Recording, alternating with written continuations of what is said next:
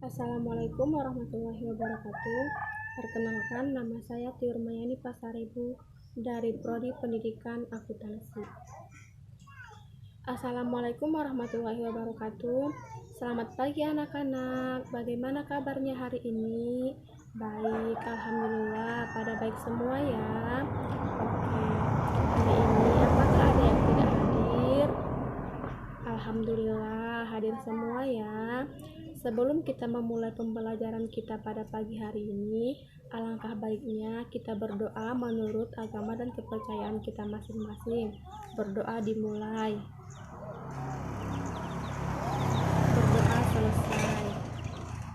Oke, sebelum kita melakukan pembelajaran, sekarang kalian cek dulu di meja, di kursi, di kolong meja, ataupun di laci meja, apakah masih terdapat sampah.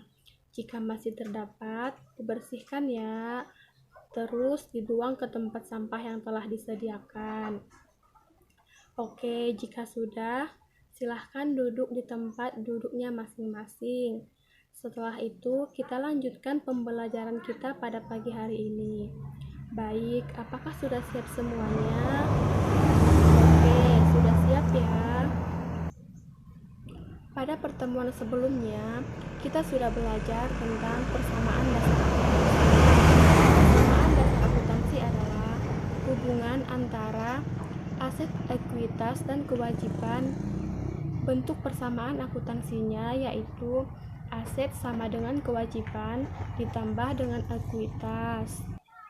Nah, setelah minggu kemarin kita belajar persamaan akuntansi, pada pagi hari ini kita akan belajar tentang siklus akuntansi pada perusahaan jasa. Oke, adapun tujuan pembelajaran kita pada pagi hari ini yaitu 1. Kalian mampu untuk mendeskripsikan dan menyatakan apa sih karakteristik dari perusahaan jasa. 2. Kalian juga mampu menganalisis tahapan proses akuntansi pada perusahaan jasa. Tahapan proses akuntansi jasa pada perusahaan jasa disebut sebagai proses akuntansi.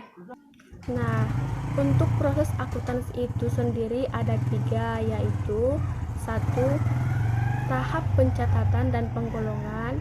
2. Tahap pengikhtisaran atau peringkasan. 3. Tahap pelaporan dan penganalisisan. Oke, semalam kalian sudah belajar kan tentang materi hari ini? Baik, alhamdulillah semua sudah belajar ya. Langsung saja ibu akan menjelaskannya ya. Perusahaan jasa itu merupakan salah satu jenis perusahaan yang ada di Indonesia. Di Indonesia sendiri itu juga banyak jenis-jenis perusahaannya. Berdasarkan kegiatannya, perusahaan dibagi menjadi 3 jenis, yaitu yang pertama perusahaan jasa, yang kedua perusahaan dagang, dan yang ketiga yaitu perusahaan manufaktur. Perusahaan jasa merupakan perusahaan yang kegiatan umumnya itu menjual jasa kepada masyarakat. Jadi yang dijual itu berupa jasa. Dalam perusahaan jasa itu tidak ada yang namanya perhitungan harga pokok penjualan. Kemudian untuk perhitungan labanya itu diperoleh dari hasil selisih antara pendapatan dengan beban.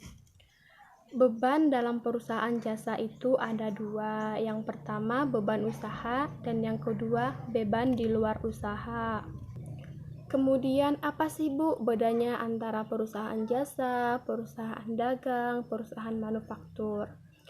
Perbedaan yang paling utama dari ketiga perusahaan tersebut adalah terletak pada kegiatannya.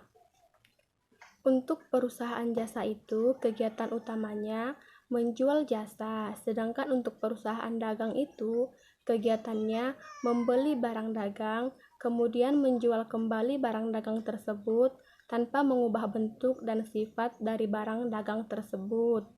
Kemudian perusahaan manufaktur.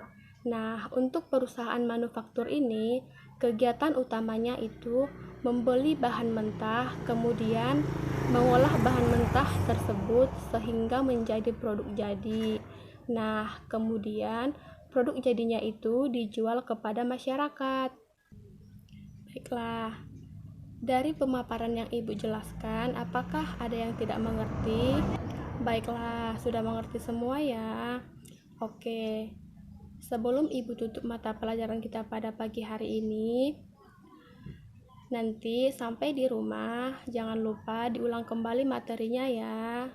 Dipelajari lagi supaya tidak lupa. Oke, Ibu tutup mata pelajaran kita pada pagi hari ini. Jika ada kata yang salah, Ibu mohon maaf. Assalamualaikum warahmatullahi wabarakatuh.